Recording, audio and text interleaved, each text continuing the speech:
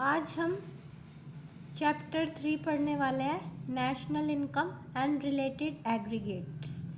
हमारा circular flow of income ख़त्म हो चुका है। अब हम नेशनल इनकम और उससे रिलेटेड एग्रीगेट्स पढ़ेंगे पार्ट 1 में। तो सबसे पहले हम बात करेंगे नेशनल इनकम की। तो नेशनल इनकम क्या होती है? Is the sum total of factor incomes earned by normal residents of a country during a period of 1 year। ये एक सम होता है। सम यानी जितनी भी टोटल फैक्टर इनकम हमें किससे मिलती है, लैंड, लेबर, कैपिटल और एंटरप्रेन्योर से जितनी इनकम हमें मिलती है, और वो कौन कमाता है? Normal residents. नॉर्मल रेसिडेंट्स वो रेसिडेंट्स होते हैं जिनका इकोनॉमिक इंटरेस्ट इंडिया में होता है, और दूसरी बात वो बहुत लंबे समय से इंडिया में रह रहे होते हैं। तो वो लोग जो फैक्टर इनकम कमाएंगे और इंडिया में रह रहे हैं और उनका इकोनॉमिक इंटरेस्ट भी कहाँ है? इंडिया में, during a period of 1 year. तो जितना भी नॉर्मल रेसिडेंट इंक्लूड करते हैं उस इनकम में, यानी उनका जो कंट्रीब्यूशन होता है उस पर्टिकुलर इनकम में, उसी को ही क्या बोलते हैं? National income. कहने का मतलब सिंपल ये है कि जो फैक्टर इनकम नॉर्मल रेसिडेंट्स द्वारा कमाई जाती है और उनका जो सम होता है वही आपकी क्या होती है? National income.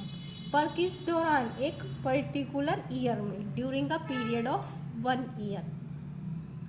उसी को ही हम क्या बोलते हैं? National income. और अगर ये हम नॉर्मल रेसिडेंट्स के बारे में बात कर रहे हैं या फिर फैक्टर इनकम के बारे में बात कर रहे हैं, तो अगर आपने ये चीज़ें पढ़ी नहीं है तो आप इस वीडियो से पहले, इससे पहले मैंने नॉर्मल रेसिडेंट्स का भी डिस्कस करा था और फैक्टर इनकम का भी डिस्कस करा था। आप उन चीज़ों को व्यू करने के लिए, देखने के लिए आप प्रीवियस वीडियोस को फर्स्ट चेक करें और फिर इसके बाद इस वीडियो पे आए।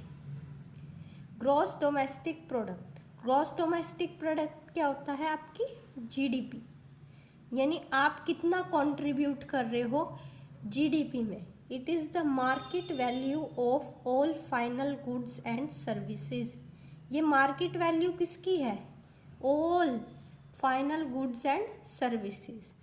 यहाँ पे हमने इंटरमीडिएट नहीं यूज़ करा, क्योंकि इंटरमीडिएट की हम किस में नहीं जोड़ते? नेशनल इनकम में वैल्यू नहीं जोड़ते, क्योंकि वो पहले से ही फाइनल गुड्स में जुड़ी होती है। तो हम इंटरमीडिएट गुड्स की वैल्यू हम नेशनल इनकम में नहीं जोड़ते हैं। हम किसकी वैल्यू जोड़ते हैं? फाइनल गुड्स की, जो कि प्रोड्यूस करे जाते हैं with in the domestic territory of a country during a period of 1 year. GDP क्या है? जब मार्केट वैल्यू होती है किनकी? फाइनल गुड्स एंड सर्विसेज की, जो कि प्रोड्यूस करे गए हैं एक डोमेस्टिक टेरिटरी में। डोमेस्टिक टेरिटरी मतलब भी हमने पिछली वीडियो में पढ़े हैं कि डोमेस्टिक टेरिटरी क्या होती है? जितना भी एरिया इंडिया के कंट्रोल में आता है वो क्या है? इंडिया की डोमेस्टिक टेरिटरी। तो जितना भी प्रोडक्शन इंडिया के टेरिटरी में या फिर डोमेस्टिक टेरिटरी में होता है उसी को क्या बोलते हैं हम? जीडीपी, एक पर्टिकुलर ईयर के दौरान। ठीक है, इसके बाद आई होप कि आपको जीडीपी और नेशनल इनकम समझ आ गया हो। अब हम बात करेंगे डोमेस्टिक इनकम की। डोमेस्टिक इनकम को क्या बोलते हैं? एनडीपीएफसी। तो एनडीपीएफसी का क्या मतलब है? Net domestic product at factor cost. यानी हम क्या कर रहे हैं? नेट डोमेस्टिक प्रोडक्ट निकाल रहे हैं फैक्टर कोस्ट पे। हम कभी भी किसी भी चीज़ की वैल्यू कैसे निकाल सकते हैं? 2 चीज़ों से, एक मार्केट प्राइस से और एक फैक्टर कोस्ट से। तो अभी हम क्या कर रहे हैं? हम किस पे निकाल रहे हैं? फैक्टर कोस्ट पे। तो जब भी हम नेट डोमेस्टिक प्रोडक्ट की वैल्यू फैक्टर कॉस्ट पे निकालेंगे तो वो क्या माना जाएगा, वो हमारी क्या मानी जाएगी, domestic income. It is the sum of total of factor income generated within the domestic territory of a country during the period of 1 year. ऊपर नेशनल इनकम में हमने क्या पढ़ा था, जो इनकम फैक्टर इनकम से अर्न करी जाती है किनके द्वारा, नॉर्मल रेसिडेंट्स के द्वारा। और अब यहाँ पे हम क्या पढ़ रहे हैं, डोमेस्टिक इनकम में क्या पढ़ रहे हैं कि डोमेस्टिक टेरिटरी में जो इनकम वो करी जाती है, अर्न करी जाती है, तो उसे हम क्या बोलते हैं, NDPFC, domestic income, domestic income. तो कहने का मतलब ये है कि थोड़ा सा चेंज है। नेशनल इनकम में क्या है कि वहाँ पे आपके नॉर्मल रेसिडेंट्स कमा रहे हैं उस इनकम को, और डोमेस्टिक इनकम में थोड़ा सा चेंज ये है कि यहाँ पे आपके कौन कमा रहे हैं इनकम को, NDPFC में कौन कमा रहा है इनकम, आपकी डोमेस्टिक टेरिटरी में रहने वाले लोग, और वहाँ पे कौन कमा रहा है, नॉर्मल रेसिडेंट्स। नॉर्मल रेसिडेंट्स मतलब मे बी वो बाहर रहते हो, मे बी वो इंडिया में रहते हो, और यहाँ पर ओनली इंडियंस। यहाँ पे कौन कमा रहा है तो वो इंडियंस ही, बाहर वाले भी इंडियंस ही हैं, पर ओनली रिसाइड इन इंडिया। जो कहाँ रिसाइड कर रहे हैं, इंडिया में, तो वो क्या होंगे, आपके डोमेस्टिक टेरिटरी के पार्ट, यानी NDPFC के पार्ट। और जो लोग बाहर भी काम कर रहे हैं और इंडिया को रेमिटेंसेस या फिर आपको कुछ गिफ्ट्स वगैरह प्रोवाइड करवा रहे हैं अपने कंट्री में, यानी इंडिया में, मे बी उनके पेरेंट्स यहाँ रहते हैं और वो बाहर काम करते हैं, तो वो क्या होंगे, नॉर्मल रेसिडेंट्स। नॉर्मल रेसिडेंट्स में ये नहीं आता है कि आप इंडिया के सिटीज़न हो तो आप केवल इंडिया में ही काम करोगे, आप बाहर नहीं काम कर सकते। नॉर्मल रेसिडेंट्स वो होते हैं जो है तो इकोनॉमिक इंटरेस्ट इंडिया में, पर काम कर रहे हैं कहीं और कंट्री में भी, और रहते पहले से ही इंडिया में है। तो ये डिपेंड करता है कि नॉर्मल रेसिडेंट होगा तो आपका नेशनल इनकम होगी, और NDPFC होगा, यानी अगर डोमेस्टिक इनकम होगी तो वहाँ पे आपकी डोमेस्टिक टेरिटरी की बात होगी।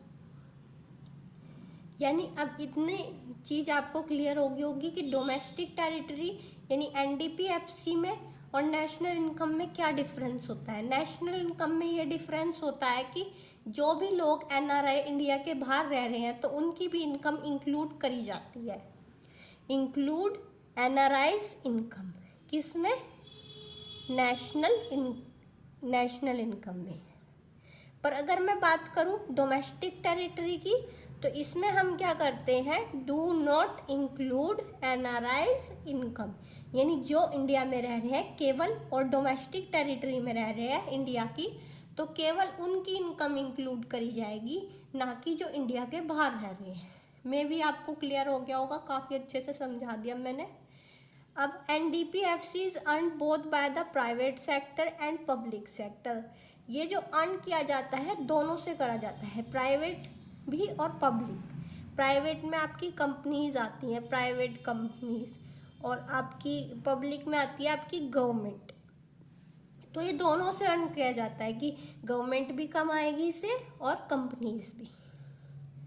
सबसे पहला क्या है, income from domestic product accruing to private sector. जो प्राइवेट सेक्टर के अंडर है तो वो डोमेस्टिक प्रोडक्ट कमाएगी, बनाएगी, और उससे उसे क्या मिलेगी, इनकम। ऐसे ही income from domestic product accruing to public sector, यानी जो प्राइवेट सेक्टर में है उसमें प्राइवेट सेक्टर को इनकम मिलेगी, जो पब्लिक सेक्टर में है उन्हें पब्लिक सेक्टर को इनकम मिलेगी। यहाँ तो हमें प्राइवेट ओन्ड कंपनीज को इनकम मिलेगी, और यहाँ पे नीचे किसे मिलेगी, गवर्नमेंट को। इसके बाद हम बात करते हैं income from property and entrepreneurship accruing to government administrative departments. जितनी भी इनकम आपकी प्रॉपर्टी से आए या फिर एंटरप्रेन्योरशिप से आए, वो क्या है, सारे गवर्नमेंट एडमिनिस्ट्रेटिव डिपार्टमेंट्स में रखी जाती है कि ये प्रॉपर्टी अगर इससे इनकम आ रही है तो ये भी गवर्नमेंट के अंडर रखी जाएगी कि इसका रिकॉर्ड रखा जाएगा। ऐसे ही एंटरप्रेन्योरशिप की अगर इनकम आ रही है तो उसका भी एडमिनिस्ट्रेटिव डिपार्टमेंट में रिकॉर्ड रखा जाएगा कि इसकी इनकम इधर से आ रही है। इसके बाद बात होती है saving of non departmental enterprises. अब क्या होते हैं, कोई नॉन डिपार्टमेंटल एंटरप्राइजेस भी होते हैं जिनकी इनकम सेव कर ली जाती है, तो यानी वो सेव कर लेते हैं अपनी इनकम को। Income from domestic product accruing to public sector is further divided into 2 parts which are written above. पहले में तो ये है कि प्रॉपर्टी और एंटरप्रेन्योरशिप की जो इनकम होगी वो एडमिनिस्ट्रेटिव डिपार्टमेंट में स्टोर कर ली जाएगी। और saving of non departmental enterprises वो भी क्या है, जैसे आप नॉन डिपार्टमेंटल एंटरप्राइजेज होते हैं, जैसे आपकी राशन की दुकान होती है, तो वो भी जो भी सेविंग करते हैं वो भी क्या होता है, पब्लिक सेक्टर में डिवाइड होती है। यानी वो भी किसका पार्ट होती है, NDPFC का, नेशनल आपकी net domestic product at factor cost. अब इसके बाद हम बात करेंगे nominal GDP and real GDP की। नॉमिनल GDP क्या होती है, when GDP of a particular is estimated on the basis of price of the same year. यानी अगर सपोज 2022 चल रहा है और मैं इसी ईयर के प्राइस मान के किसी ईयर की GDP निकालूं, सपोज मुझे इसी ईयर की, इसी साल की और इसी ही ईयर के प्राइस पे किसी चीज़ की GDP निकालनी है, तो वो क्या कहलाती है, नॉमिनल GDP। यानी इसमें हम क्या करते हैं, अपने प्राइस को करंट प्राइस पे, मतलब अपनी GDP को किस पे नापते हैं, करंट प्राइस पे।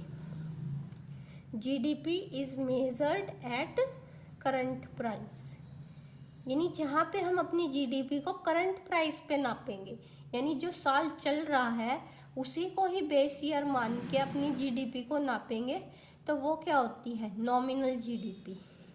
ठीक है, इसके बाद बात आती है रियल GDP की। तो रियल GDP क्या होती है, when GDP of a particular year is estimated on the basis of base year prices. यानी हमने क्या करा है कि प्रीवियस ईयर को हमने क्या मान लिया, बेस ईयर प्राइस। हमने इसमें क्या माना कि उसी साल के उसी पर्टिकुलर प्राइस को हमने मानकर अपनी GDP निकाल ली। पर इसमें क्या कर रहे हैं, हम एक बेस ईयर लेकर चल रहे हैं प्रीवियस ईयर को, कि हम आगे जब GDP निकालेंगे तो वो क्या होगी, आपकी रियल GDP। जो रियल GDP होती है वो कांस्टेंट रेट पे, यानी कांस्टेंट प्राइसेस पे मेज़र की जाती है। GDP is measured at current not, it is on constant price. Current पे कौन सी होती है, आपकी नॉमिनल। अगर आप नॉमिनल और करंट का ध्यान रखेंगे तो ऐसे भी आपको लर्न हो जाएगा, रियल और कांस्टेंट। जहाँ नॉमिनल होगा तो वहाँ पे हम करंट प्राइस को मानेंगे, जहाँ रियल होगा वहाँ पर हम कांस्टेंट प्राइस को मानेंगे। अगर वीडियो अच्छी लगी हो तो please like, share and subscribe. और अगर कोई प्रॉब्लम हो तो अपनी प्रॉब्लम को प्लीज़ शेयर करें कमेंट सेक्शन में।